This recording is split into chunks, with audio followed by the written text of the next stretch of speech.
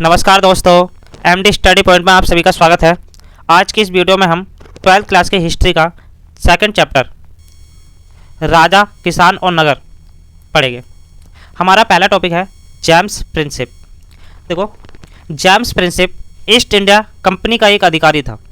इसने ब्रह्मी और खरोष्टी लिपि का अर्थ निकालने में सफलता हासिल की थी।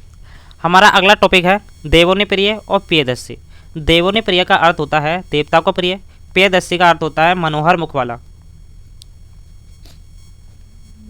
ये दोनों शब्द अशोक के लिए प्रयोग किए गए थे, जिससे हमें पता चलता है कि सम्राट अशोक बहुत सुंदर और सभी का प्रिय रहे होंगे। ये शब्द हमें अभिलेखों में देखने को मिले हैं।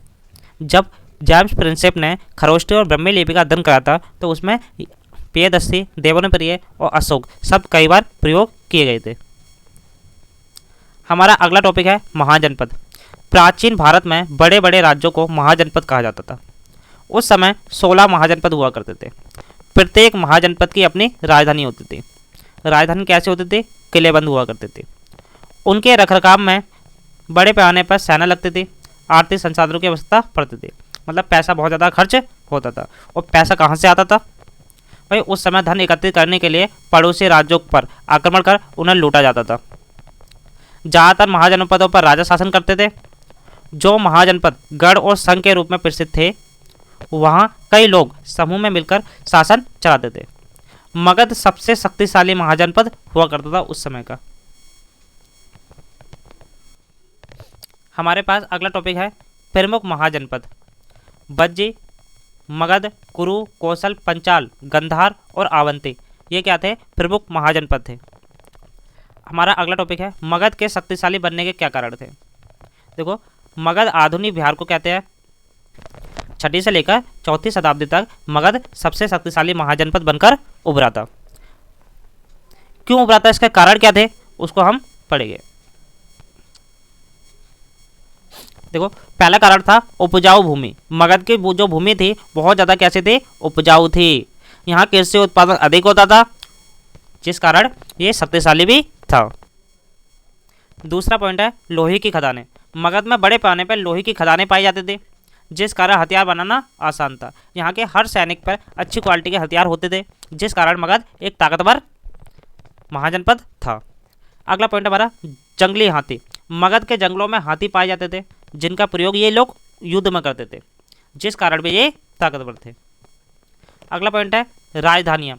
मगध की पहली राजधानी राजगाह थी, नंद वंश के समय थी, जो किलेबंद थी। इसकी दूसरी राजधानी पाटलिपुत्र थी, जो गंगा नदी के किनारे थी, जिस कारण दूसरे क्षेत्रों में व्यापार करना आसान था। देखो, इसकी पहली राजधानी किलेबंद थी, राजगाह, जिस पर आक्रमण करना आसान नहीं था।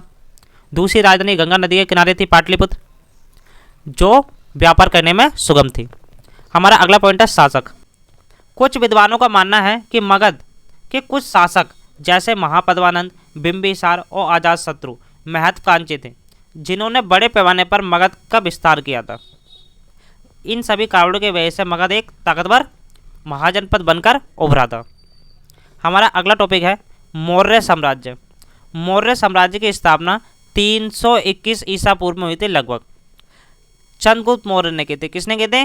चंद्रगुप्त मौर्य ने। मौर्य साम्राज्य का शासन पश्चिमोत्तर में अफगानिस्तान से लेकर बलूचिस्तान तक फैला हुआ था।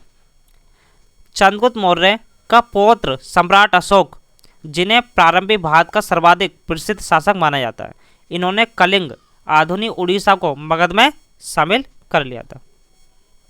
मौर्य साम्राज्य के बारे में जानकारी के स्रोत। हमारा पहला पॉइंट है अशोक के अभिलेख। अशोक के अभिलेखों से हमें मौर्य साम्राज्य के बारे में जानकारी मिलती है। देखो, पत्थर पर खुदे लेख को अभिलेख कहते हैं।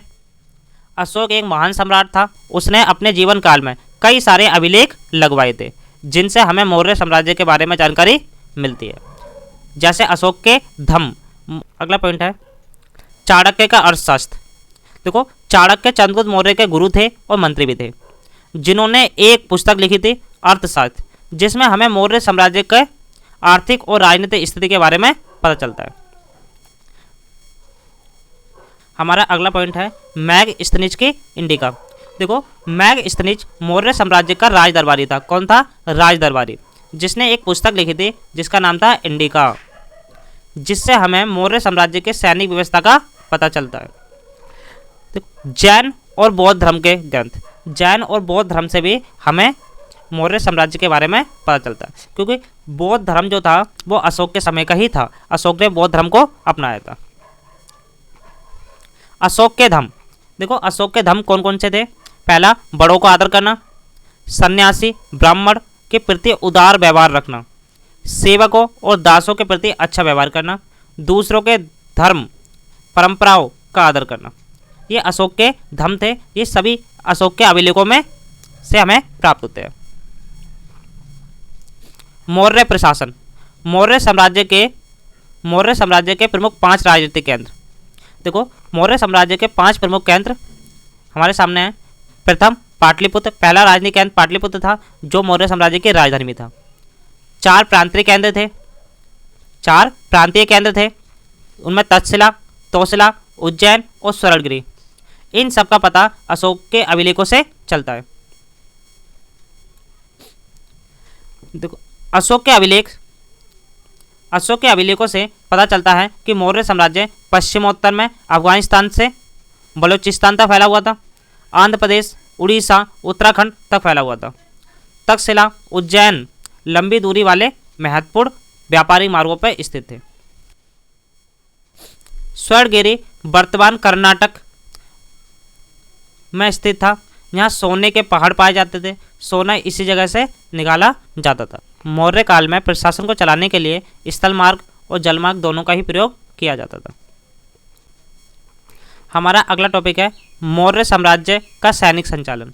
देखो मौर्य साम्राज्य का सैनिक संचालन के बारे में हमें मैग्नेस्थिज के इंडिका से पता चलता है। मैग्नेस्थिज ने सैनिक गतिविधियों का संचालन करने के लिए एक समिति और 6 उपसमिति बनाई थी। पहली समिति नौसेना का संचालन करते थे। दूसरी समिति यातायात, खान पान का संचालन करते थे। तीसरी उपसमिति पैदल सैनिकों का संचालन करते थे। चौथी उपसमिति अश्वरोहियों का संचालन करते थे। 5वीं उपसमिति रथरोहियों का संचालन करते थे। 6ठी उपसमिति हाथियों का संचालन करते थे। हमारा अगला टॉपिक है मौर्य साम्राज्य के 5 सैनिक। देखो यूनानी स्रोतों से हमें पता चलता है कि मौर्य साम्राज्य के पास 6 लाख पैदल सैनिक थे, 30,000 घुड़सवार सैनिक थे, 9,000 हाथी थे। दूसरी उपसमिति मैग्नेस्थिज ने एक समिति और 6 उपसमिति बनाए थे। उसमें से जो दूसरी उपसमिति थी वो कई सारे काम करते थे। दूसरी उपसमिति कई प्रकार के काम करते थे। पहला, उपकरणों का ढोने के लिए बैलगाड़ी की व्यवस्था कराना, सैनिकों के लिए और जानवरों के लिए भोजन और चारे की व्यवस्था कराना, सैनिकों का देखभाल के लिए सेवक और शिल्पकारों की व्यवस्था कराना। ये सभी काम दूसरी उपसमिति के थे। इस चैप्टर में इतना ही। अगले वीडियो में बाकी पॉइंटों को हम कवर करेंगे। धन्यवाद।